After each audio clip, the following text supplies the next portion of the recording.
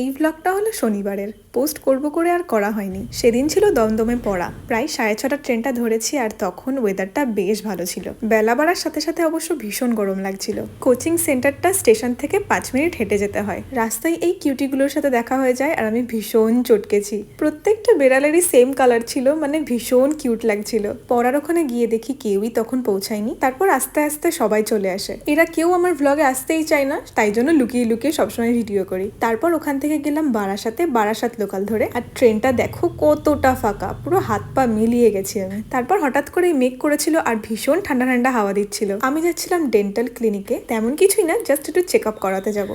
বারাসাতে নেমেই আমার এটা আগে সবার চোখে পড়লো, তো এটা ভিডিও ক্যাপচার না করে আমি থাকতে পারলাম না। তারপর আর ট্রেনে আসেনি, আমি DN 44 ধরে চলে এলাম বনগাঁতে। তারপর খেয়ে দিয়ে রেস্ট করে সন্ধ্যাবেলা বসে গেছি খেলা দেখতে। এই খেলা শেষ হতে হতে প্রায় 12টার বেশি বেজে গেছিল।